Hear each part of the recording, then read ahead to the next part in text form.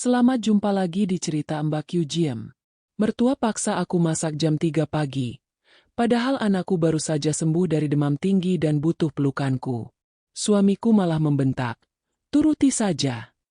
Aku diam. Tapi jam 6 pagi aku bawa anakku ke Bali agar dia bisa hirup udara laut yang segar. Jauh dari rumah beracun ini. Mereka pikir diamku adalah ketundukan. Mereka pikir sabarku adalah kelemahan. Mereka lupa bahwa tangan yang terbiasa memegang pisau dapur juga bisa memotong habis urat nadi kesombongan mereka. Pagi ini, saat puluhan tamu penting mereka datang menagih janji jamuan, mereka tidak akan menemukan rendang atau kue-kue di meja makan. Mereka hanya akan menemukan kehampaan, rumah yang gelap, dan rahasia kotor yang selama ini kusembunyikan di balik daster lusuhku. Aku diam, tapi jam 6 pagi aku sudah di bandara untuk liburan mewah bersama anakku. Inilah kisah perjalananku, menghancurkan istana pasir mereka tanpa perlu mengotori tanganku sendiri. Selamat menyaksikan keruntuhan orang-orang sombong yang lupa cara memanusiakan manusia. Namun, sebelum dilanjut, kami berdoa. Semoga Bapak, Ibu, saudaraku semua sehat dan bahagia. Jangan lupa untuk menekan tombol like, subscribe, dan komen pada kolom komentar. Mari kita mulai ceritanya. Tepat pukul 3 pagi, suara alarm dari ponsel Ningsih Indrastuti memecah kesunyian kamar. Tubuhnya yang lelah karena baru tidur 2 jam setelah membereskan sisa open house kemarin, dipaksa tegak. Di hadapannya, Ibu Uma Probowati sudah berdiri di ambang pintu kamar dengan daster sutra dan wajah yang kaku. Tanpa salam atau kata tolong, mertuanya itu melemparkan selembar kertas berisi daftar nama ke atas kasur, tepat di samping Bayu yang masih terlelap. Ibu Uma berkacak pinggang, menatap Ningsih dengan tatapan merendahkan seolah menantunya itu hanyalah buruh upahan yang tidak punya hak untuk mengeluh. Dengar Ningsih, hari ini teman-teman arisan sosialitaku mau datang pukul 8 pagi. Ada 25 orang, semuanya istri pejabat dan pengusaha. Aku tidak mau tahu, pukul 7 tepat semua hidangan sudah harus siap di meja makan. Jangan memalukan aku dengan masakan hambar atau penyajian yang berantakan. Ingat, kamu itu numpang di sini. Jadi buktikan kalau kamu ada gunanya sedikit selain hanya menghabiskan uang anakku. Ningsih mengambil kertas itu dengan tangan gemetar. Matanya menyapu daftar menu yang tidak masuk akal untuk dikerjakan sendirian dalam waktu 4 jam. Ada rendang daging, sambal goreng ati, hingga berbagai macam kue tradisional yang membutuhkan ketelitian tinggi. Ibu, apa tidak sebaiknya kita pesan catering saja untuk beberapa menu yang sulit? Waktunya sangat sempit dan saya harus memandikan Bayu juga pagi-pagi. Ibu Uma tertawa sinis. Suara tawanya terdengar menyakitkan di telinga Ningsih. Pesan catering? Kamu mau pamer kemalasanmu pada teman-temanku? Uang Ronald itu bukan untuk dibuang-buang hanya karena kamu malas bangun pagi. Kerjakan sendiri atau kamu keluar dari rumah ini sekarang juga. Ningsih hanya bisa menunduk, meremas pinggiran spray sementara hatinya berdenyut nyeri. Di saat yang sama, Ronald terbangun karena keributan itu. Bukannya membela sang istri yang sudah pucat pasi, Ronald malah menarik selimutnya kembali dengan kasar. Suara Ronald terdengar serak namun penuh dengan racun yang menghujam jantung Ningsih. Sudah, turuti saja apa kata ibu. Jangan banyak tingkah dan jangan manja. Kamu itu hanya di rumah saja. Tidak kerja kantoran seperti aku. Tugasmu memang melayani orang tua dan suamimu. Lagi pula aku baru saja keluar uang banyak untuk membelikan motor baru buat adikku dan memberi perhiasan untuk kakakku sebagai hadiah lebaran. Tabunganku sedang menipis karena biaya hidupmu dan Bayu yang tidak sedikit. Jadi jangan harap ada uang catering. Pakai saja uang belanja sisa yang ada. Ningsih menoleh ke arah suaminya dengan tatapan tidak percaya. Ronald tahu persis bahwa uang belanja yang ia berikan bulan ini sudah habis untuk keperluan berobat Bayu yang sempat demam tinggi minggu lalu.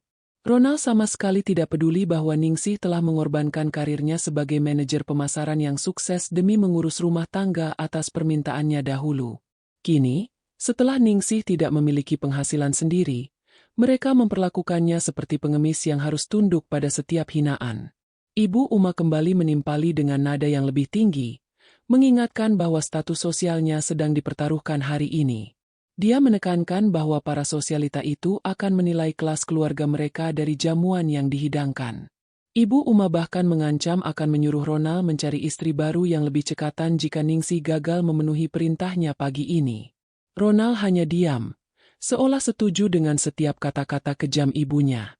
Ningsih menarik napas panjang, mencoba menahan air mata yang sudah menggenang di pelupuk matanya. Dia beranjak dari tempat tidur, melewati Ronald yang kembali mendengkur dan Ibu Uma yang menatapnya dengan senyum kemenangan. Di dapur yang dingin, Ningsih mulai memotong bawang dan menyiapkan bumbu. Namun, hatinya tidak lagi merasa takut seperti biasanya. Ada sesuatu yang patah di dalam dirinya saat mendengar Ronald lebih mementingkan gengsi dan keluarganya sendiri daripada kesejahteraan istri dan anaknya. Dia teringat tabungan rahasianya yang selama ini dia kumpulkan dari sisa-sisa hasil penjualan perhiasan peninggalan almarhum ayahnya. Sambil mengulek bumbu, Ningsih melirik jam dinding yang terus berdetak. Dia menyadari bahwa pengabdiannya selama 7 tahun ini dianggap tidak bernilai. Bayu terbangun dan menghampirinya ke dapur sambil mengucek mata, bertanya mengapa ibunya sudah sibuk sepagi itu. Ningsih memeluk anaknya erat, mencium kening Bayu dengan penuh kasih sayang yang dalam. Dalam pelukan itu, Ningsih memantapkan niatnya untuk tidak lagi menjadi keset bagi kaki-kaki orang yang tidak tahu cara menghargai manusia. Dia tidak akan membiarkan Bayu tumbuh besar melihat ibunya diinjak-injak setiap hari oleh ayah dan neneknya sendiri. Ningsih mengambil ponselnya, memesan sebuah tiket pesawat dan taksi daring untuk keberangkatan pukul 6 pagi. Dia bekerja di dapur dengan sangat tenang, namun bukan untuk menyiapkan pesta bagi teman-teman sosialita mertuanya. Dia hanya menyiapkan sarapan sederhana untuk dirinya dan Bayu.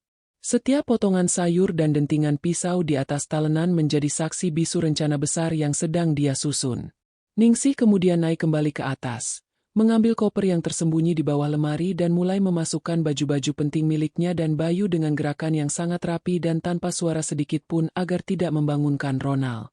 Pukul 5:30. Semua persiapan Ningsih sudah selesai. Dia mandi dan mengenakan pakaian terbaik yang dia miliki. Bukan daster lusuh yang biasa dia pakai di dapur. Dia membangunkan Bayu dan membisikkan bahwa mereka akan pergi berlibur ke tempat yang sangat indah. Bayu yang masih polos mengangguk senang tanpa bertanya banyak. Ningsih melihat Ronald yang masih terlelap. Wajah suaminya itu tampak sangat asing baginya sekarang. Tidak ada lagi rasa cinta. Yang tersisa hanyalah rasa dingin yang membeku. Ningsih meletakkan daftar tamu sosialita milik mertuanya di atas bantal Ronald, tepat di samping wajah suaminya yang masih bermimpi. Ningsih berjalan keluar rumah membawa koper dan menggandeng tangan Bayu dengan langkah yang sangat mantap. Di depan pagar, taksi sudah menunggu dengan mesin yang menyala halus. Dia tidak menoleh lagi ke arah rumah besar yang selama ini terasa seperti penjara bawah tanah baginya. Saat mobil mulai bergerak menjauh, matahari pagi mulai muncul menyinari aspal jalanan, memberikan harapan baru bagi Ningsih. Dia tahu bahwa dalam waktu 1 jam, rumah itu akan berubah menjadi neraka bagi Ibu Uma dan Ronald. Ningsih menyandarkan kepalanya di kursi taksi, memejamkan mata sejenak sambil menggenggam erat tangan kecil Bayu yang tertidur kembali di pangkuannya. Pukul 7 pagi tepat, Ibu Uma Probowati keluar dari kamarnya dengan riasan wajah yang sudah sempurna dan kebaya brokat berwarna emas yang mencolok. Dia melangkah dengan penuh kebanggaan, membayangkan meja makan panjang di ruang tengah sudah dipenuhi dengan aroma rendang yang menggugah selera dan tumpukan kue-kue tradisional yang cantik. Ibu Uma sudah menyiapkan pidato kecil untuk pamer kepada teman-teman sosialitanya tentang betapa patuhnya menantu yang dia miliki, yang bisa diperintah apa saja tanpa berani membantah. Namun, langkah kakinya terhenti seketika saat dia sampai di ruang makan. Keadaan ruangan itu sunyi senyap, tidak ada aroma masakan, tidak ada piring yang tertata. Bahkan lampu gantung kristal di atas meja makan pun belum dinyalakan. Ibu Uma mengucek matanya, mengira dia salah melihat jam dinding yang sudah menunjukkan pukul 7:10. Dia berlari kecil menuju dapur dengan kemarahan yang mulai membakar dadanya. Di dapur, kompor tampak dingin dan bersih, talenan kayu masih kering, dan tumpukan bahan makanan yang dia beli kemarin masih teronggok rapi di dalam kantong plastik di atas lantai. Tidak ada tanda-tanda kehidupan. Apalagi tanda-tanda masakan yang sudah jadi. Ningsih Indrastuti, kurang ajar sekali kamu. Jam segini belum ada satupun makanan yang matang. Ibu Uma berteriak histeris hingga suaranya melengking ke seluruh penjuru rumah, membuat burung-burung di halaman beterbangan. Ronald yang baru saja bangun dengan nyawa yang belum terkumpul sepenuhnya, berjalan gontai menuruni tangga sambil menggaruk kepalanya yang gatal. Dia terkejut melihat ibunya sedang memaki-maki di tengah dapur yang kosong melompong. Ronald melihat ke sekeliling, mencari sosok Ningsih yang biasanya selalu ada di sana dengan celemek kusamnya. "Bu, ada apa pagi-pagi sudah teriak? Mana Ningsih? Aku lapar sekali. Kepalaku pusing semalam habis mengurus rincian uang buat motor baru adikku." Ronald bertanya dengan nada manja tanpa menyadari bahwa badai besar sedang menuju ke arah mereka. Ibu Uma menunjuk ke arah kompor yang mati dengan telunjuk yang gemetar karena emosi yang meluap-luap. "Lihat istrimu yang tidak berguna itu. Ronald, dia benar-benar mau mempermalukan ibu di depan teman-teman sosialita ibu." Jam 7 lewat. Tapi satu bumbu pun belum diulek. Di mana dia sekarang? Pasti masih tidur pulas di kamar. Cepat seret dia ke sini. Suruh dia masak apa saja yang cepat sebelum tamu-tamu itu sampai 1 jam lagi. Ronald mendengus kesal, merasa istirahatnya terganggu oleh ketidakbecusan istrinya dalam mengurus dapur. Dia melangkah lebar menuju kamar mereka di lantai atas, berniat untuk memarahi Ningsih habis-habisan karena telah membuat ibunya marah besar di hari yang penting ini. Ronald membuka pintu kamar dengan kasar hingga gagang pintunya menghantam dinding. "Ningsih, bangun kamu. Kamu mau jadi istri durhaka ya?" Berani-beraninya membuat ibu berteriak sepagi ini. Namun, teriakan Ronald terhenti di tenggorokan saat dia melihat tempat tidur yang sudah rapi dan dingin. Tidak ada Ningsih, tidak ada Bayu, dan yang paling mengejutkan adalah lemari pakaian Ningsih yang pintunya terbuka sedikit menunjukkan gantungan yang kosong. Pandangan Ronald jatuh ke atas bantalnya sendiri. Di sana tergeletak daftar nama tamu sosialita milik ibunya yang sudah robek menjadi 2 bagian. Di bawah robekan kertas itu, ada secarik surat pendek yang ditulis dengan pena berwarna merah darah. Ronald membaca tulisan itu dengan jantung yang mulai berdegup kencang. "Masaklah sendiri untuk tamu-tamumu, karena aku bukan pembantu yang tidak dibayar di rumah ini. Aku membawa Bayu pergi mencari kebahagiaan yang tidak pernah kamu berikan." Ronald tertegun. Kakinya terasa lemas seketika. Dia mencari ponselnya dan mencoba menghubungi nomor Ningsih. Namun operator hanya menjawab bahwa nomor tersebut sedang tidak aktif atau berada di luar jangkauan. Ronald berlari ke bawah dengan wajah pucat pasi, menemui ibunya yang masih mengomel di ruang tamu sambil mencoba menata piring-piring kosong agar tidak terlihat terlalu memalukan. "Ibu, Ningsih pergi. Dia membawa Bayu dan semua bajunya. Dia meninggalkan surat ini, Bu." Ronald menyodorkan kertas merah itu kepada Ibu Uma. Mertua Ningsih itu merampas kertas tersebut dan membacanya dengan mata yang melotot tajam. Dia tidak merasa bersalah sedikit pun, malah justru merasa tertantang dan semakin murka karena merasa harga dirinya diinjak-injak oleh seorang menantu yang dia anggap rendah. Berani sekali dia kabur di hari seperti ini. Dia pikir dia siapa? Tanpa uang darimu, dia akan mati kelaparan di jalanan bersama anak itu. Tapi Ronald, sekarang bagaimana dengan tamu-tamuku? Mereka adalah orang-orang penting. Jika mereka datang dan tidak ada makanan, ibu mau ditaruh di mana mukanya? Ibu Uma mulai panik. Dia melihat jam tangannya yang terus berputar menuju pukul 8.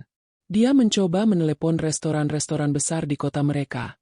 Namun semuanya menolak pesanan mendadak untuk 25 orang dalam waktu kurang dari 1 jam. Kepanikan mulai merayap di wajah Ibu Uma yang tadinya penuh kesombongan. Ronald juga bingung. Dia tidak tahu harus berbuat apa karena selama ini semua urusan rumah tangga, mulai dari hal terkecil hingga terbesar, selalu diselesaikan oleh Ningsih tanpa dia perlu mengangkat jari sedikit pun. Ronald baru menyadari bahwa selama ini dia hanya tahu memberikan perintah tanpa tahu bagaimana cara mengeksekusinya. Telepon rumah berbunyi. Salah satu teman sosialita Ibu Uma mengabarkan bahwa mereka sudah di perjalanan dan akan sampai 10 menit lagi karena jalanan sangat lancar. Ibu Uma hampir pingsan mendengar kabar itu. Dia menatap Ronald dengan tatapan menyalahkan. Seolah ini semua adalah kesalahan Ronald karena tidak bisa mendidik istri dengan benar. Ronald hanya bisa diam 1000 bahasa, meratapi kebodohannya yang membiarkan Ningsih pergi begitu saja tanpa dia cegah semalam. Dia merasa dunianya mulai runtuh, bukan karena kehilangan Ningsih, tapi karena bayangan omelan ibunya dan rasa malu yang akan mereka tanggung sebentar lagi. Ibu Uma akhirnya terpaksa berlari ke dapur, mencoba menyalakan kompor dengan tangan yang gemetar. Dia mencoba menggoreng telur dan membuat nasi goreng seadanya. Namun karena terbiasa dilayani, dia bahkan tidak tahu di mana Ningsih menyimpan garam dan minyak goreng. Asap mengepul memenuhi dapur karena dia lupa menyalakan penyedot udara, memicu alarm asap di langit-langit rumah berbunyi nyaring. Suara bising itu seolah menjadi musik pengiring kehancuran reputasi yang selama ini diagung-agungkan oleh Ibu Uma di lingkungan pertemanannya. Di tengah kekacauan itu, suara bel pintu depan berbunyi dengan nyaring, menandakan tamu pertama telah tiba di halaman rumah mereka yang megah. Suara bel rumah yang berbunyi 3 kali berturut-turut terasa seperti dentang lonceng kematian bagi reputasi Ibu Uma Probowati.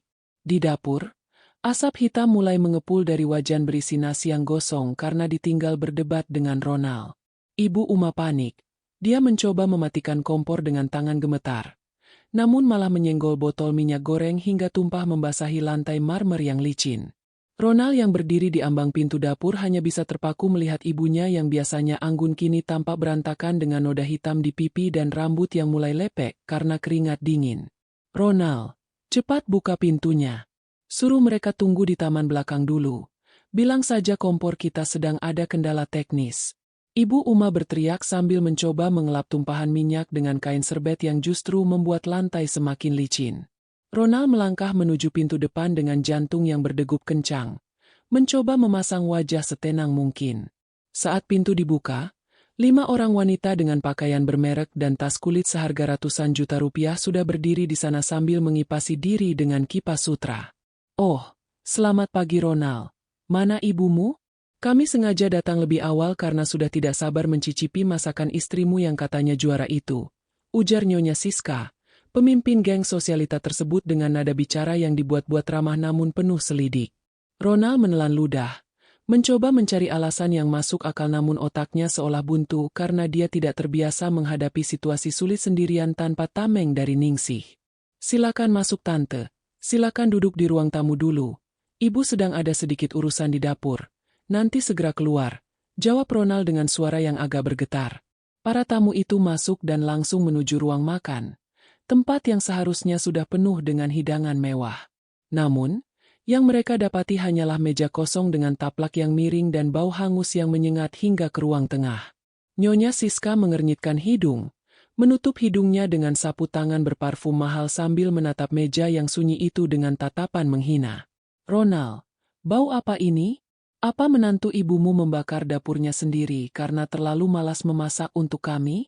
Ronald hanya bisa tersenyum kaku, tidak berani menjawab sepatah kata pun.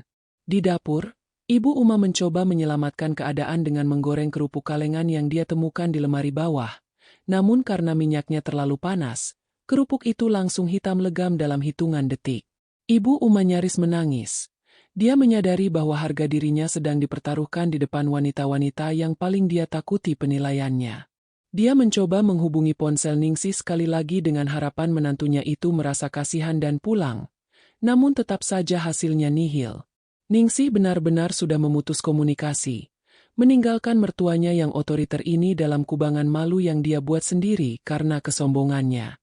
Ibu Uma merasa dikhianati oleh sosok yang selama ini dia anggap tidak memiliki keberanian untuk melawan.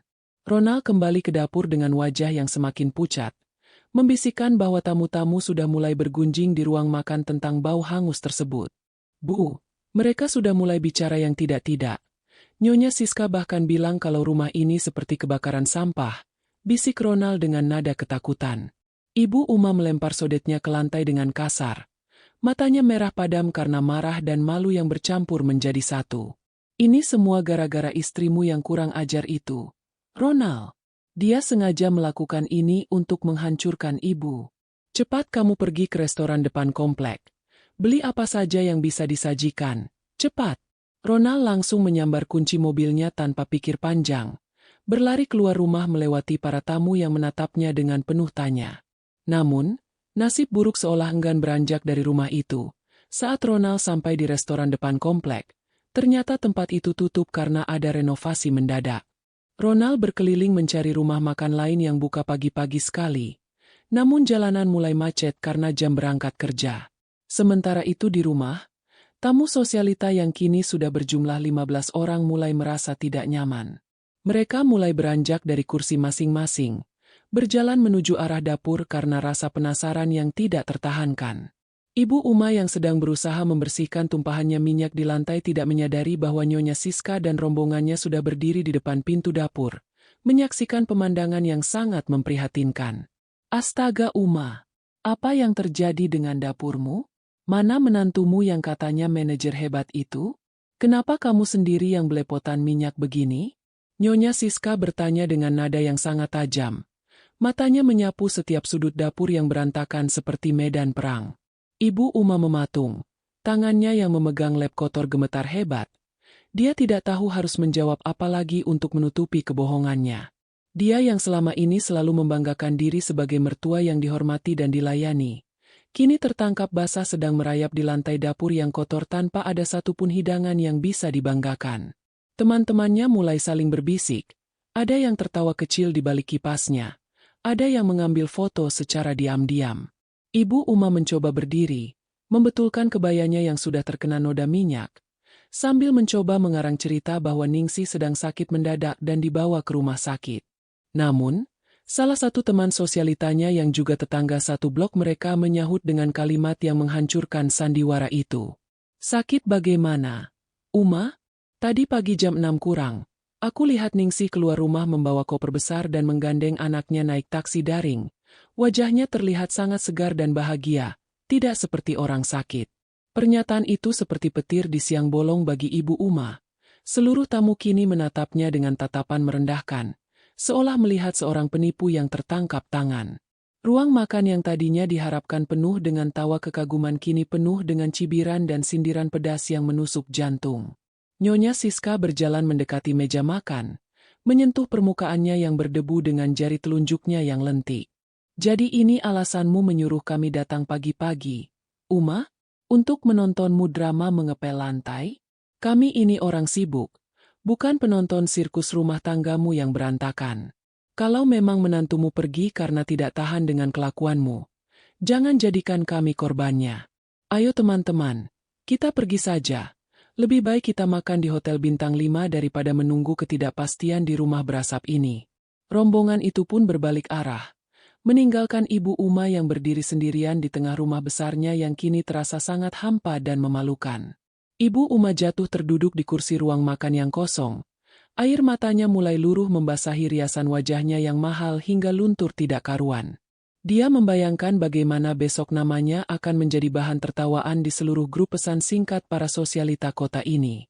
Dia merasa sangat terhina, namun bukannya menyadari kesalahannya. Dia justru semakin mendendam kepada Ningsih yang dianggapnya sebagai dalang dari segala kehancuran ini. Di saat yang sama, Ronald pulang dengan tangan hampa karena semua jalanan macet total. Dia terkejut melihat rumah sudah sepi dan ibunya menangis histeris sambil memukul-mukul meja makan yang masih kosong melompong. Ronald menyadari bahwa hari ini adalah awal dari kehancuran kehidupan nyaman yang selama ini mereka nikmati di atas penderitaan Ningsih. Ronald berdiri mematung di ruang tamu, menatap ibunya yang masih menangis terseduh-seduh di atas meja makan yang kosong. Suasana rumah yang biasanya penuh dengan aroma kopi dan masakan Ningsih kini hanya menyisakan bau hangus yang menyesakkan dada. Ibu Uma tiba-tiba berdiri, menghapus air matanya dengan kasar hingga maskaranya belepotan ke seluruh pipi. Jangan cuma diam seperti patung. Ronald, cari istrimu itu. Laporkan ke polisi kalau perlu. Dia sudah mencuri anakmu dan kabur dari rumah ini tanpa izin. Ibu Uma berteriak histeris, meluapkan seluruh rasa malu dan kegagalannya kepada sang anak yang selama ini ia manjakan. Ronald mengusap wajahnya dengan kasar, merasa kepalanya ingin pecah karena tekanan dari segala arah. Ibu, lapor polisi itu ada prosedurnya. Ningsih itu istriku. Dia pergi membawa anak kandungnya sendiri. Polisi tidak akan langsung bertindak kecuali ada unsur pidana. Jawab Ronald dengan nada putus asa. Dia kemudian teringat sesuatu dan segera berlari menuju ruang kerja kecil tempat Ningsih biasa menyimpan berkas-berkas rumah tangga. Ronald berharap menemukan petunjuk kemana istrinya pergi. Namun, sesampainya di sana, dia mendapati pemandangan yang lebih mengejutkan. Semua laci sudah terbuka, dan yang tersisa hanyalah tumpukan amplop kosong serta sebuah map plastik berwarna biru yang diletakkan tepat di tengah meja kerja. Dengan tangan gemetar, Ronald membuka map tersebut. Di dalamnya bukan hanya surat cerai yang sudah ditandatangani oleh Ningsih, melainkan juga lembaran-lembaran rincian pengeluaran selama setahun terakhir. Ningsih mencatat dengan sangat detail setiap rupiah yang diberikan Ronald, lengkap dengan bukti nota pengobatan Bayu yang seringkali diabaikan Ronald. Di lembar paling belakang, terdapat rincian dana yang Ronald kirimkan secara sembunyi-sembunyi kepada saudara-saudaranya, termasuk pembelian motor dan perhiasan yang dia sebutkan tadi pagi. Ronald terperangah. Dia tidak menyangka Ningsih tahu semua rahasia keuangan yang selama ini dia tutup-tutupi. Ningsih bukan hanya pergi, dia sudah menyiapkan amunisi untuk menghancurkan pertahanan Ronald jika pria itu mencoba melawannya secara hukum. Ibu Uma menyusul ke ruang kerja dan merampas map itu dari tangan Ronald. Dia membacanya dengan cepat. Wajahnya yang tadi merah karena malu kini berubah menjadi pucat pasi. Apa-apaan ini? Dia mencatat pemberianmu untuk kakak dan adikmu? Itu uangmu. Ronald, kamu berhak kasih ke siapa saja. Dia itu cuma istri yang harusnya menerima apa adanya. Ibu Uma mencoba membela diri, namun suaranya terdengar tidak seyakin biasanya. Dia tahu betul bahwa dalam hukum pernikahan, harta yang diperoleh selama menikah adalah harta bersama, dan catatan Ningsih ini bisa menjadi bukti kuat adanya penelantaran ekonomi atau penyalahgunaan dana keluarga demi pihak ketiga tanpa persetujuan istri. Tiba-tiba ponsel Ronald berbunyi. Sebuah notifikasi dari aplikasi perbankan muncul di layar. Matanya membelalak melihat saldo rekening tabungan darurat mereka yang kini hanya tersisa Rp10.000. Ningsih sudah memindahkan semua sisa uang yang bisa dia akses. Ronald merasa dunianya benar-benar runtuh sekarang. Dia baru menyadari bahwa selama ini Ningsih yang mengatur segala urusan perbankan, membayar tagihan listrik, air, hingga gaji asisten rumah tangga yang datang mingguan. Tanpa Ningsih, Ronald bahkan tidak tahu nomor pelanggan listrik rumahnya sendiri. Dia terduduk di kursi kerja Ningsih, merasa sangat bodoh dan tak berdaya di rumah yang dia klaim sebagai miliknya itu. Ibu Uma terus mengomel tentang betapa jahatnya Ningsih, namun Ronald sudah tidak mendengarkan lagi. Dia membuka laci terbawah yang biasanya terkunci, tempat Ningsih menyimpan barang-barang pribadinya. Di sana, Ronald menemukan sebuah foto kecil Bayu yang sedang tersenyum lebar mengenakan kaos bertuliskan nama sebuah hotel terkenal di Bali. Ronald teringat, sebulan yang lalu Bayu sempat merengek minta liburan ke pantai. Namun Ronald membentaknya dan mengatakan bahwa mereka tidak punya uang karena harus membantu biaya renovasi rumah kakaknya. Sekarang dia sadar, Ningsih sengaja meninggalkan foto itu sebagai pesan bahwa dia akan mewujudkan keinginan anaknya tanpa bantuan Ronald sepeser pun. Ronald mencoba menghubungi nomor kantor Ningsih yang dulu, berharap ada teman lama istrinya yang tahu sesuatu. Namun, jawaban yang dia terima justru membuatnya semakin terpuruk. Pak Ronald, Ibu Ningsih sudah tidak bekerja di sini sejak 5 tahun lalu atas permintaan Bapak, kan? Tapi sebulan yang lalu beliau sempat datang untuk meminta surat rekomendasi kerja karena beliau diterima di sebuah perusahaan multinasional di Jakarta Selatan sebagai manajer pemasaran lagi. Ronald ternganga. Ternyata selama ini di balik sifat diam dan sabarnya, Ningsih sudah mulai mencari jalan keluar dengan melamar pekerjaan secara diam-diam tanpa sepengetahuan suaminya. Ibu Uma yang mendengar percakapan itu langsung merampas ponsel Ronald. Apa? Dia mau kerja lagi? Kurang ajar. Dia mau pamer kalau dia bisa cari uang sendiri? Ronald, kamu harus jemput dia. Jangan biarkan dia merasa menang. Dia itu milik keluarga kita.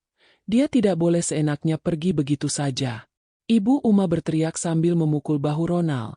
Namun Ronald hanya bisa menatap ibunya dengan tatapan kosong. Dia mulai menyadari bahwa ibunya lah yang selama ini menghasutnya untuk bersikap kasar pada Ningsih. Dan sekarang mereka berdua sedang menuai badai dari benih kesombongan yang mereka tanam selama bertahun-tahun. Ronald kembali ke kamarnya, melihat sekeliling ruangan yang kini terasa sangat luas dan sepi. Dia melihat botol susu Bayu yang tertinggal di atas meja kecil. Juga boneka beruang kesayangan anaknya yang sengaja diletakkan di atas bantalnya. Ningsih benar-benar sudah merencanakan ini dengan sangat matang. Setiap barang yang ditinggalkan memiliki makna untuk menyiksa batin Ronald. Rasa bersalah mulai merayap di hati Ronald. Namun rasa egoisnya masih mencoba mencari pembenaran. Dia berjanji dalam hati akan mencari Ningsih, bukan untuk meminta maaf, melainkan untuk menyeretnya kembali agar dia tidak perlu menanggung malu lebih lama lagi di depan keluarganya. Malam itu, rumah mewah Ibu Uma terasa seperti kuburan. Tidak ada makan malam, tidak ada suara tawa Bayu, dan tidak ada pelayanan dari Ningsih. Ronald dan ibunya terpaksa memesan makanan instan yang rasanya hambar, dimakan dalam keheningan yang mencekam. Di tengah keheningan itu, Ronald menerima sebuah pesan singkat dari nomor baru yang tidak dia kenal. Pesan itu hanya berisi satu kalimat singkat. "Selamat menikmati rumah megahmu yang kosong, Ronald." Pesan itu diikuti dengan sebuah foto Ningsih dan Bayu yang sedang duduk bersantai di tepi pantai sambil menikmati es krim, menunjukkan wajah paling bahagia yang belum pernah Ronald lihat selama bertahun-tahun pernikahan mereka. Matahari pagi menyengat masuk melalui jendela ruang tamu yang gordennya lupa ditutup oleh Ronald semalam. Rumah itu berantakan. Sisa bungkusan makanan instan berserakan di atas meja marmer, dan debu mulai terlihat jelas di sudut-sudut ruangan yang biasanya mengkilap karena sentuhan Ningsih. Ibu Uma turun dari lantai atas dengan mata sembab dan rambut yang hanya diikat asal-asalan. Dia tidak lagi tampak seperti sosialita kelas atas, melainkan seorang wanita tua yang kehilangan arah. "Ronald, cepat hubungi manajer bank tempat kamu menyimpan deposito bersama Ningsih. Ibu mau tahu berapa banyak uang yang sudah dia curi dari keluarga kita." Ibu Uma berteriak sambil memukul meja dapur, mencoba mencari kambing hitam atas kemalangan mereka. Ronald tidak membantah. Dia segera mengambil kunci mobil dan meluncur menuju bank pusat di tengah kota.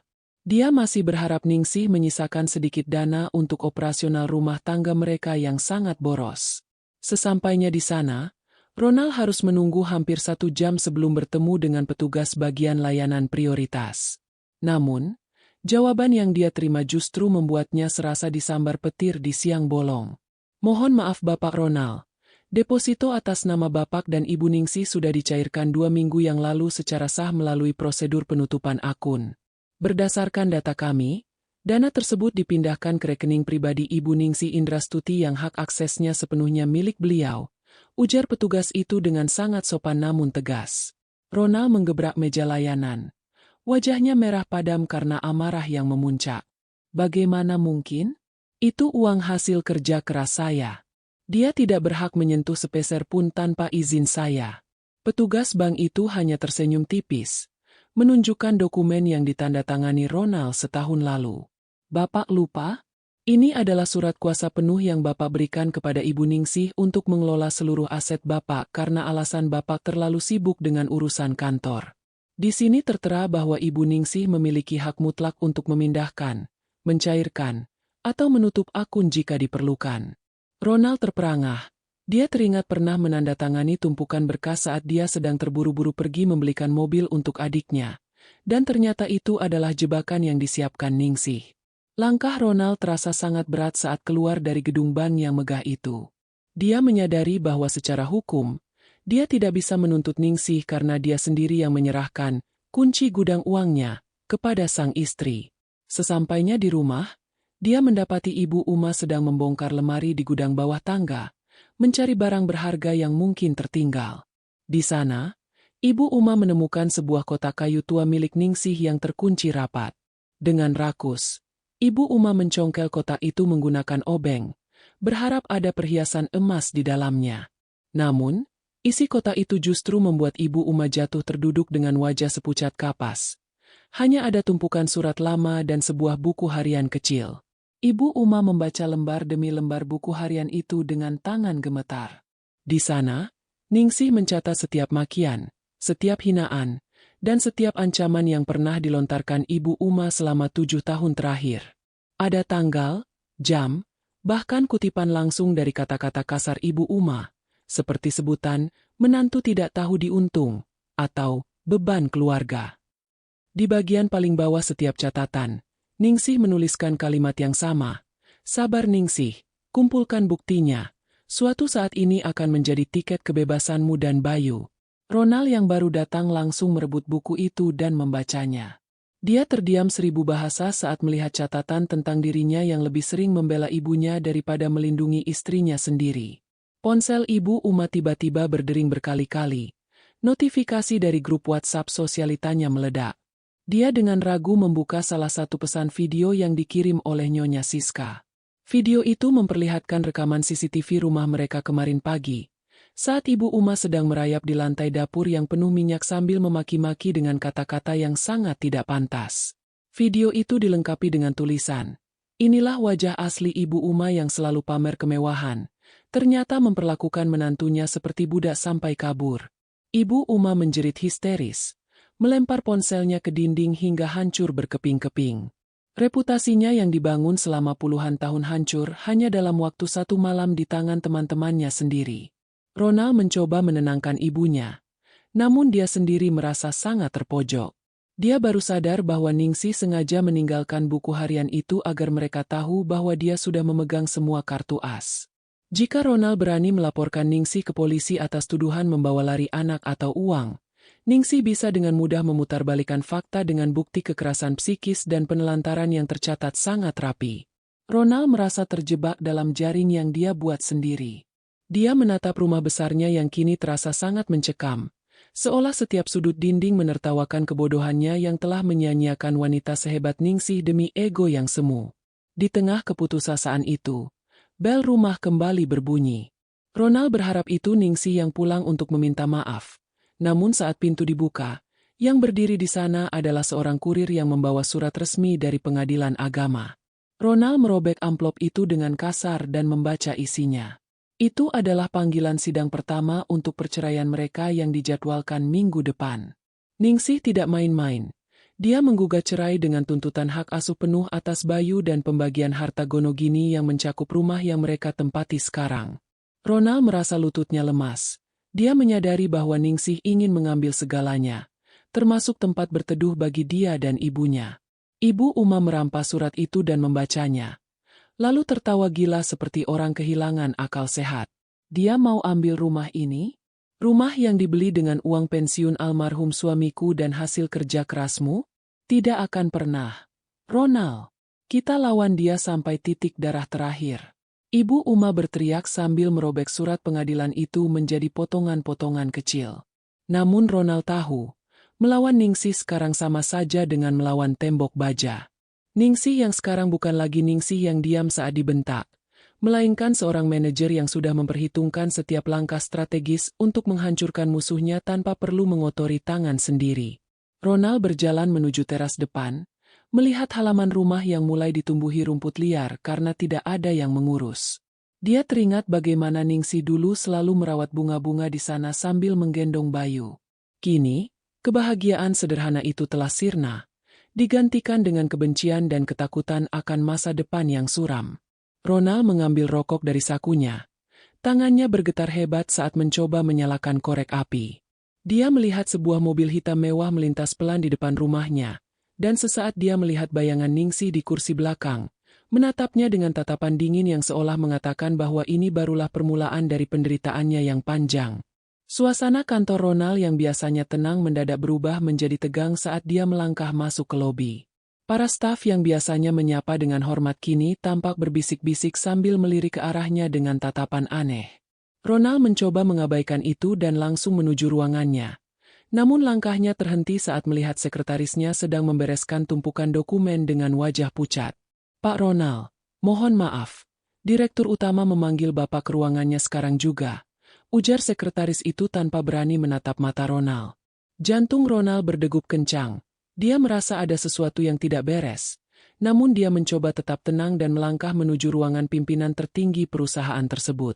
Di dalam ruangan yang luas itu, Bapak Surya selaku direktur utama sudah duduk dengan wajah yang sangat serius sambil menatap layar tablet di hadapannya. Ronald duduk di kursi tamu dengan perasaan tidak menentu, mencoba mencairkan suasana dengan senyum kaku yang gagal. Pak Surya memutar tabletnya ke arah Ronald, memperlihatkan sebuah unggahan media sosial yang sudah dibagikan ribuan kali.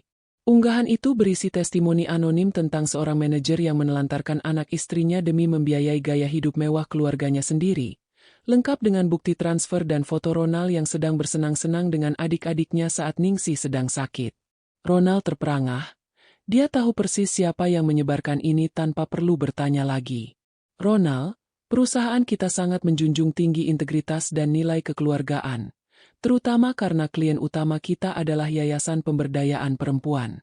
Skandal seperti ini, meskipun bersifat pribadi, sudah mulai merusak citra perusahaan karena namamu tercatat jelas sebagai manajer operasional kami.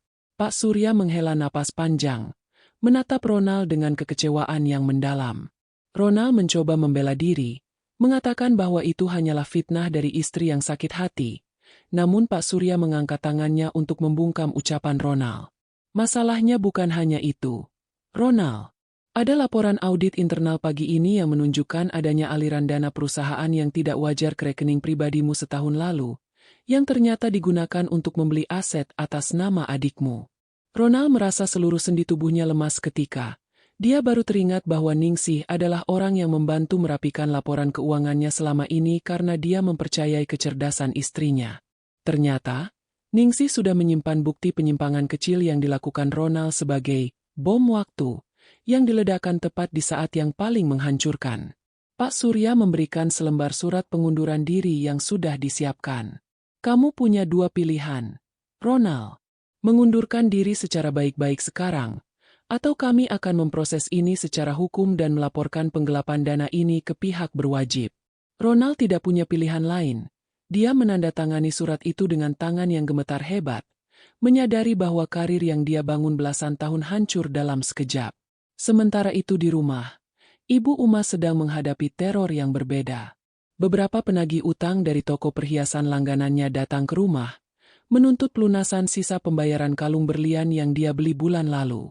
Ibu Uma mencoba mengusir mereka dengan sombong, mengatakan bahwa anaknya adalah orang kaya yang bisa membayar 10 kali lipat dari harga kalung itu. Namun, para penagih itu tidak peduli dan menunjukkan surat perjanjian yang ditandatangani Ibu Uma, di mana Ningsih tercatat sebagai penjamin. Masalahnya, Ibu Ningsih sudah mencabut jaminannya kemarin sore, jadi kami harus menarik kembali perhiasan ini atau Ibu bayar tunai sekarang juga. Teriak salah satu penagih itu hingga terdengar oleh tetangga sekitar. Ibu Uma terpaksa menyerahkan kalung berlian kesayangannya dengan tangis histeris yang memilukan. Dia merasa dunia sudah berbalik menyerangnya. Saat para penagih itu pergi, Ibu Uma masuk ke kamar Ningsih yang kosong dan mulai mencari-cari sisa barang yang bisa dijual. Namun, dia hanya menemukan sebuah amplop besar di bawah kasur yang berisi fotokopi sertifikat rumah mereka. Di atas kertas itu, ada catatan kecil dari Ningsih. Rumah ini dibeli atas nama berdua, tapi karena cicilannya sebagian besar menggunakan uang dari hasil penjualan tanah warisan ayahku, aku sudah mengajukan gugatan sita jaminan ke pengadilan. Ibu Uma menjerit, menyadari bahwa tempat tinggal mereka pun sudah berada di ujung tanduk. Ronald pulang ke rumah dengan bahu yang merosot. Wajahnya kuyu seperti orang yang tidak tidur berhari-hari. Dia mendapati ibunya sedang duduk di lantai ruang tamu sambil merobek-robek majalah fashion. Terlihat seperti orang yang mulai kehilangan kewarasan. Bu, aku dipecat. Perusahaan tahu soal uang yang kupakai buat motor si bungsu, ujar Ronald dengan suara parau. Ibu Uma tidak merespons. Dia hanya menatap Ronald dengan tatapan kosong, lalu tiba-tiba tertawa kecil. Bagus. Ronald, kita semua hancur sekarang. Ningsih benar-benar hebat. Dia membakar rumah kita tanpa perlu menyalakan api. Ronald terduduk di samping ibunya, meratapi nasib mereka yang kini tidak punya pekerjaan, tidak punya tabungan, dan terancam kehilangan rumah. Ponsel Ronald bergetar lagi. Kali ini sebuah panggilan video dari nomor yang tidak dikenal. Dia mengangkatnya dan melihat wajah Bayu yang tampak sangat bahagia sedang berenang di sebuah kolam renang mewah dengan latar belakang laut biru. Ningsih muncul di samping Bayu. Wajahnya terlihat sangat cantik dan tenang, jauh dari kesan istri yang tertindas seperti biasanya. Halo Ronald, bagaimana harimu? Aku harap kamu menikmati waktu luangmu yang sekarang sangat banyak itu. Ningsih tersenyum tipis. Sebuah senyum yang mengandung racun paling mematikan bagi ego Ronald. Ronald ingin memaki, ingin berteriak meminta Bayu dikembalikan. Namun suaranya tercekat di tenggorokan melihat tatapan dingin Ningsih. Jangan mencoba mencariku. Ronald, pengacaraku akan mengurus semuanya. Oh, dan sampaikan pada Ibu Uma, teman-teman sosialitanya baru saja menghubungiku untuk meminta maaf karena selama ini mereka merasa tertipu oleh akting mertua yang baik hati. Mereka sekarang tahu siapa yang sebenarnya paling berkuasa di rumah itu. Ningsih mematikan sambungan video tersebut sebelum Ronald sempat mengucapkan sepatah kata pun. Ronald melempar ponselnya ke lantai. Namun ponsel itu tidak pecah. Malah menampilkan foto profil Ningsih yang sedang tertawa lebar bersama teman-teman barunya di kantor pusat di Jakarta. Ronald merasa sangat kecil dan tidak berarti. Menyadari bahwa dia hanyalah debu yang baru saja dibersihkan Ningsih dari kehidupannya yang baru. Malam itu, untuk pertama kalinya Ronald dan Ibu Uma harus memasak mie instan sendiri di dapur yang gelap, karena mereka takut menyalakan lampu terlalu terang agar tidak menarik perhatian tetangga yang terus bergunjing. Mereka makan dalam keheningan yang menyakitkan. Hanya ditemani suara jangkrik dan detak jam dinding yang seolah menghitung mundur waktu kehancuran mereka sepenuhnya. Ibu Uma tiba-tiba terbatuk hebat dan mengeluh dadanya sesak.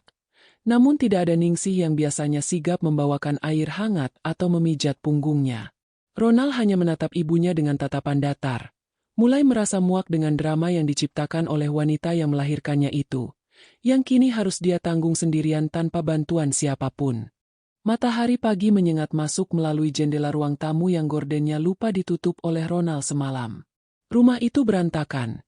Sisa bungkusan makanan instan berserakan di atas meja marmer, dan debu mulai terlihat jelas di sudut-sudut ruangan yang biasanya mengkilap karena sentuhan Ningsih. Ibu Uma turun dari lantai atas dengan mata sembab dan rambut yang hanya diikat asal-asalan. Dia tidak lagi tampak seperti sosialita kelas atas, melainkan seorang wanita tua yang kehilangan arah. Ronald, cepat hubungi manajer bank tempat kamu menyimpan deposito bersama Ningsih. Ibu mau tahu berapa banyak uang yang sudah dia curi dari keluarga kita. Ibu Uma berteriak sambil memukul meja dapur, mencoba mencari kambing hitam atas kemalangan mereka. Ronald tidak membantah. Dia segera mengambil kunci mobil dan meluncur menuju bank pusat di tengah kota. Dia masih berharap Ningsih menyisakan sedikit dana untuk operasional rumah tangga mereka yang sangat boros. Sesampainya di sana, Ronald harus menunggu hampir 1 jam sebelum bertemu dengan petugas bagian layanan prioritas. Namun, jawaban yang dia terima justru membuatnya serasa disambar petir di siang bolong. Mohon maaf Bapak Ronald. Deposito atas nama Bapak dan Ibu Ningsih sudah dicairkan 2 minggu yang lalu secara sah melalui prosedur penutupan akun. Berdasarkan data kami, dana tersebut dipindahkan ke rekening pribadi Ibu Ningsih Indrastuti yang hak aksesnya sepenuhnya milik beliau, ujar petugas itu dengan sangat sopan namun tegas. Ronald menggebrak meja layanan. Wajahnya merah padam karena amarah yang memuncak. Bagaimana mungkin? Itu uang hasil kerja keras saya. Dia tidak berhak menyentuh sepeser pun tanpa izin saya. Petugas bank itu hanya tersenyum tipis, menunjukkan dokumen yang ditandatangani Ronald setahun lalu. Bapak lupa? Ini adalah surat kuasa penuh yang Bapak berikan kepada Ibu Ningsih untuk mengelola seluruh aset Bapak karena alasan Bapak terlalu sibuk dengan urusan kantor. Di sini tertera bahwa Ibu Ningsih memiliki hak mutlak untuk memindahkan, mencairkan, atau menutup akun jika diperlukan. Ronald terperangah. Dia teringat pernah menandatangani tumpukan berkas saat dia sedang terburu-buru pergi membelikan mobil untuk adiknya. Dan ternyata itu adalah jebakan yang disiapkan Ningsih. Langkah Ronald terasa sangat berat saat keluar dari gedung bank yang megah itu. Dia menyadari bahwa secara hukum, dia tidak bisa menuntut Ningsih karena dia sendiri yang menyerahkan kunci gudang uangnya kepada sang istri. Sesampainya di rumah, dia mendapati Ibu Uma sedang membongkar lemari di gudang bawah tangga, mencari barang berharga yang mungkin tertinggal. Di sana, Ibu Uma menemukan sebuah kotak kayu tua milik Ningsih yang terkunci rapat. Dengan rakus, Ibu Uma mencongkel kotak itu menggunakan obeng, berharap ada perhiasan emas di dalamnya. Namun, isi kotak itu justru membuat Ibu Uma jatuh terduduk dengan wajah sepucat kapas. Hanya ada tumpukan surat lama dan sebuah buku harian kecil. Ibu Uma membaca lembar demi lembar buku harian itu dengan tangan gemetar. Di sana, Ningsih mencatat setiap makian, setiap hinaan, dan setiap ancaman yang pernah dilontarkan Ibu Uma selama 7 tahun terakhir. Ada tanggal, jam, bahkan kutipan langsung dari kata-kata kasar Ibu Uma, seperti sebutan, menantu tidak tahu diuntung, atau beban keluarga. Di bagian paling bawah setiap catatan, Ningsih menuliskan kalimat yang sama. Sabar Ningsih, kumpulkan buktinya. Suatu saat ini akan menjadi tiket kebebasanmu dan Bayu. Ronald yang baru datang langsung merebut buku itu dan membacanya. Dia terdiam 1000 bahasa saat melihat catatan tentang dirinya yang lebih sering membela ibunya daripada melindungi istrinya sendiri. Ponsel Ibu Uma tiba-tiba berdering berkali-kali. Notifikasi dari grup WhatsApp sosialitanya meledak. Dia dengan ragu membuka salah satu pesan video yang dikirim oleh Nyonya Siska. Video itu memperlihatkan rekaman CCTV rumah mereka kemarin pagi, saat Ibu Uma sedang merayap di lantai dapur yang penuh minyak sambil memaki-maki dengan kata-kata yang sangat tidak pantas. Video itu dilengkapi dengan tulisan, "Inilah wajah asli Ibu Uma yang selalu pamer kemewahan, ternyata memperlakukan menantunya seperti budak sampai kabur." Ibu Uma menjerit histeris, melempar ponselnya ke dinding hingga hancur berkeping-keping. Reputasinya yang dibangun selama puluhan tahun hancur hanya dalam waktu satu malam di tangan teman-temannya sendiri. Ronald mencoba menenangkan ibunya, namun dia sendiri merasa sangat terpojok. Dia baru sadar bahwa Ningsih sengaja meninggalkan buku harian itu agar mereka tahu bahwa dia sudah memegang semua kartu as. Jika Ronald berani melaporkan Ningsih ke polisi atas tuduhan membawa lari anak atau uang, Ningsih bisa dengan mudah memutarbalikkan fakta dengan bukti kekerasan psikis dan penelantaran yang tercatat sangat rapi. Ronald merasa terjebak dalam jaring yang dia buat sendiri. Dia menatap rumah besarnya yang kini terasa sangat mencekam, seolah setiap sudut dinding menertawakan kebodohannya yang telah menyia-nyiakan wanita hebat demi ego yang semu. Di tengah keputusasaan itu, bel rumah kembali berbunyi. Ronald berharap itu Ningsih yang pulang untuk meminta maaf.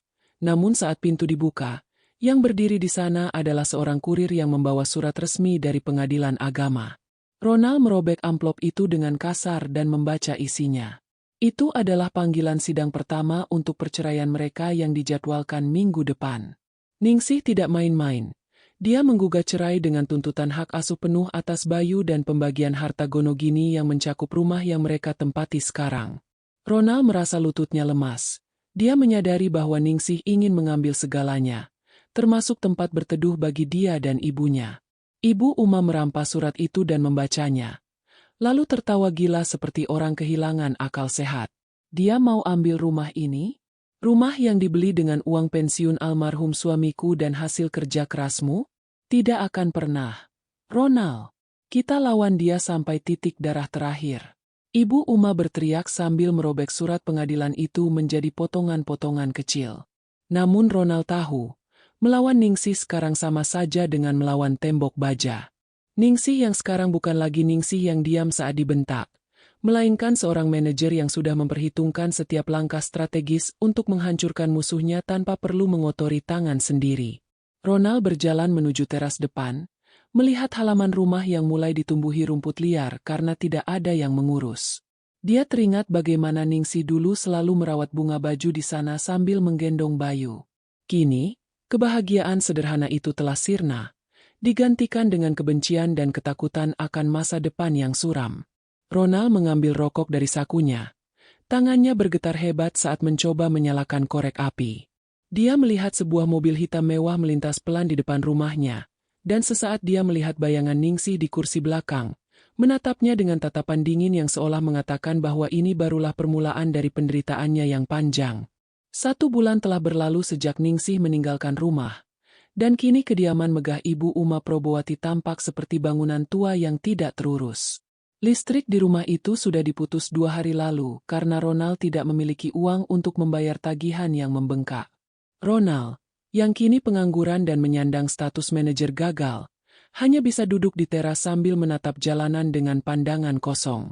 Ibunya, Ibu Uma, sudah tidak pernah lagi keluar rumah. Dia malu karena setiap kali melangkah keluar, para tetangga akan berbisik-bisik dan menertawakan videonya yang viral. Kebanggaan yang selama ini dia agungkan telah hancur, menyisakan seorang wanita tua yang sering bicara sendiri meratapi nasibnya. Tiba-tiba, sebuah mobil mewah berwarna hitam berhenti tepat di depan gerbang rumah mereka. Ronald berdiri, berharap itu adalah pengacara yang membawa kabar baik atau mungkin Ningsih yang datang untuk berdamai. Namun, Jantungnya nyaris berhenti saat melihat sosok wanita yang turun dari mobil tersebut. Ningsih Indrastuti berdiri di sana dengan setelan kerja yang sangat elegan, rambutnya tertata rapi, dan wajahnya memancarkan aura otoritas yang belum pernah Ronald lihat sebelumnya. Di sampingnya berdiri seorang pria tegap membawa map besar. Ningsih tidak masuk ke halaman. Dia hanya berdiri di balik gerbang besi yang sudah mulai berkarat, menatap Ronald dengan tatapan dingin tanpa sedikit pun rasa kasihan. Ronald berlari menghampiri gerbang, mencoba meraih tangan Ningsih namun wanita itu mundur satu langkah dengan jijik. "Ningsih, tolong kembalilah. Ibu sedang sakit. Rumah ini gelap karena listrik diputus, dan aku tidak punya pekerjaan lagi. Maafkan aku janji akan berubah. Tolong tarik gugatan ceraimu," ratap Ronald dengan suara yang parau. Ningsih tersenyum tipis, senyuman yang lebih menyakitkan daripada tamparan di wajah. "Aku kesini bukan untuk kembali, Ronald. Aku kesini untuk mengantarkan surat eksekusi pengosongan rumah. Berdasarkan putusan sela pengadilan, rumah ini akan disita sebagai jaminan harta Gonogini dan karena kamu tidak mampu membayar cicilannya, pihak bank sudah mengalihkan hak kepemilikannya kepadaku sebagai pembeli prioritas." Ronald terperangah. Lidahnya kelus ketika. Bagaimana mungkin Ningsih bisa membeli rumah ini? Dari mana dia mendapatkan uang sebanyak itu dalam waktu singkat? Pria di samping Ningsih menyerahkan dokumen resmi yang menyatakan bahwa Ningsih telah melunasi sisa kredit rumah tersebut menggunakan dana pribadinya dan bonus sebagai direktur utama di perusahaan barunya. Ningsih menatap rumah itu dengan datar, lalu kembali menatap Ronald. "Kamu punya waktu 48 jam untuk mengemasi barang-barangmu dan Ibu Uma.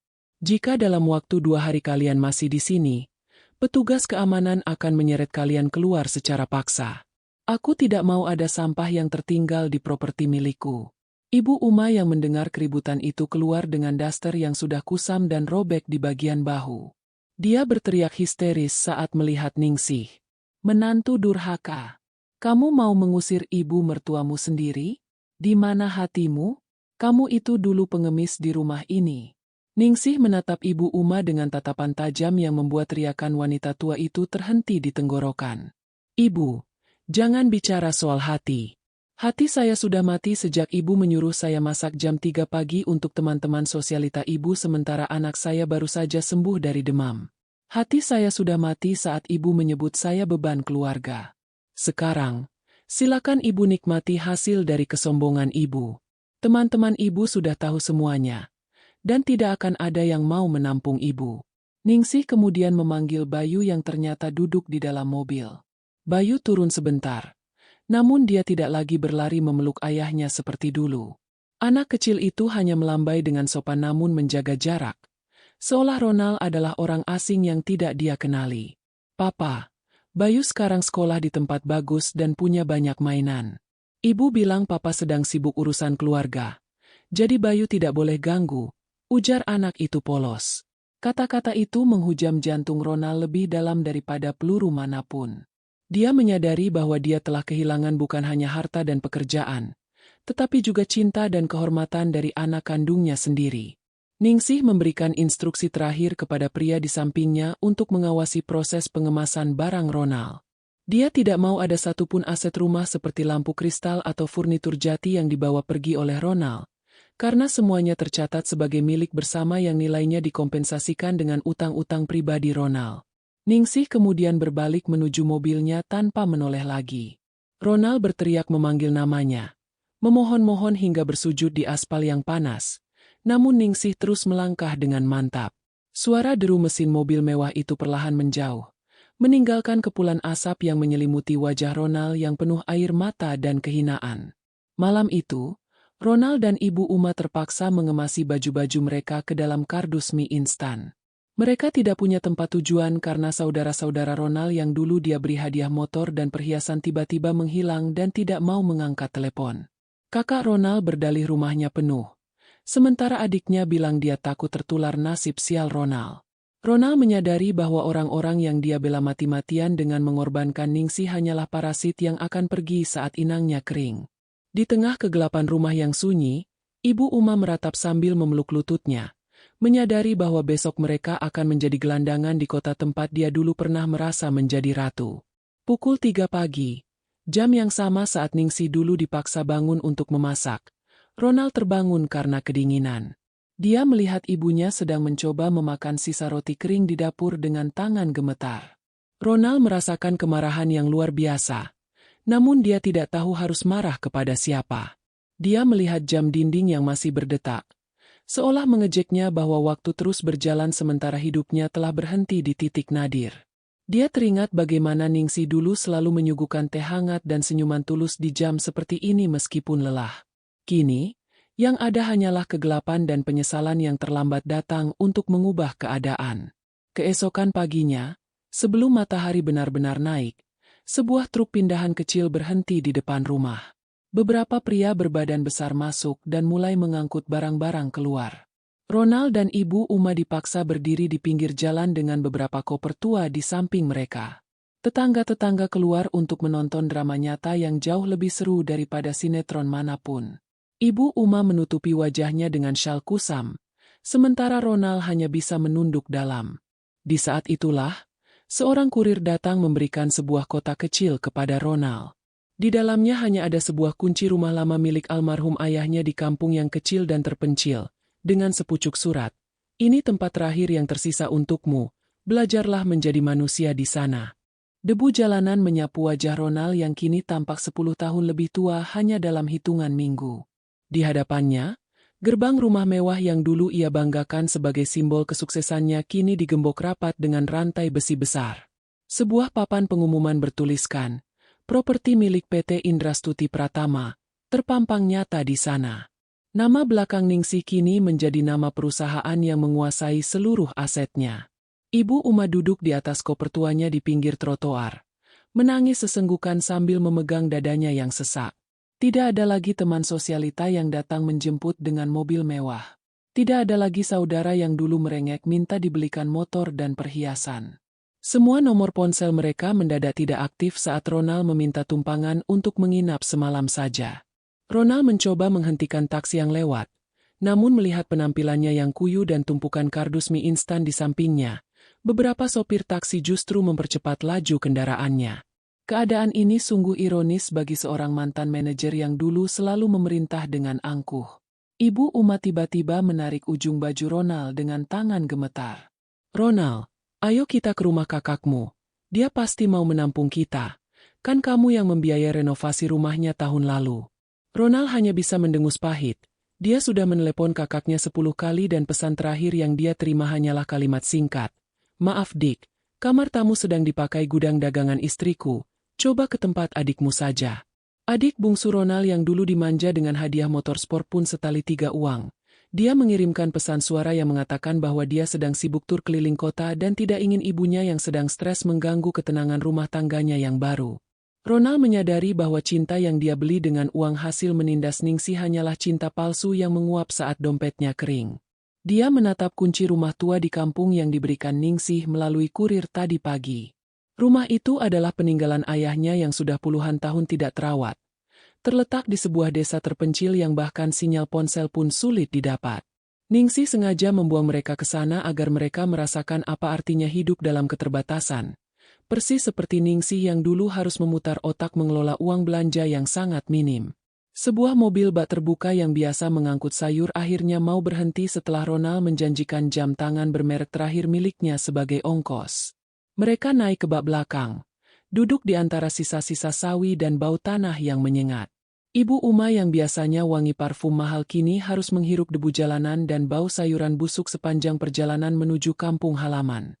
Sepanjang jalan, Ibu Uma terus meracau menyalahkan Ningsih, menyebutnya wanita berhati iblis yang tega membuang ibu mertua ke tempat kumuh. Ronald hanya diam, matanya menatap kosong ke arah langit yang mulai mendung. Dia teringat bagaimana Ningsih dulu sering memijat kakinya yang pegal setelah pulang kerja, sementara dia malah asyik memaki istrinya karena masakan yang dianggapnya kurang asin. Sesampainya di kampung saat tengah malam, mereka disambut oleh rumah kayu yang sudah miring dan atapnya banyak yang bocor. Bau apek dan sarang laba-laba menyambut mereka di balik pintu yang berderit nyaring. Tidak ada kasur empuk, tidak ada pendingin ruangan, dan air sumur harus ditimba secara manual jika mereka ingin mandi. Ibu Uma jatuh pingsan saat melihat seekor tikus besar berlari di atas lantai papan yang lapuk. Ronald terpaksa tidur di lantai hanya beralaskan koran bekas, merasakan dinginnya ubin semen yang menusuk tulang. Di tengah kesunyian malam di desa itu, Ronald mulai mendengar suara tangisan Bayu dalam ingatannya. Saat anaknya itu memohon minta dibelikan mainan sederhana, namun Ronald malah membentaknya demi menghemat uang untuk memberi persenan pada teman-teman kantornya. Keesokan paginya, berita tentang kepulangan tragis Ronald dan ibunya menyebar cepat di desa kecil itu. Bukannya mendapat simpati, warga desa justru menatap mereka dengan sinis. Mereka masih ingat betapa sombongnya Ibu Uma saat pulang kampung beberapa tahun lalu, pamer perhiasan dan menghina rumah tetangga yang dianggapnya kumuh. Sekarang, roda berputar begitu cepat hingga Ibu Uma harus mencuci bajunya sendiri di sungai karena mesin cuci adalah kemewahan yang mustahil mereka miliki. Ronald mencoba mencari pekerjaan sebagai buruh kasar di perkebunan karet terdekat. Namun tubuhnya yang terbiasa duduk di kursi empuk kantor tidak sanggup menanggung beban fisik yang berat. Dia seringkali jatuh kelelahan dan hanya dibayar setengah dari upah harian.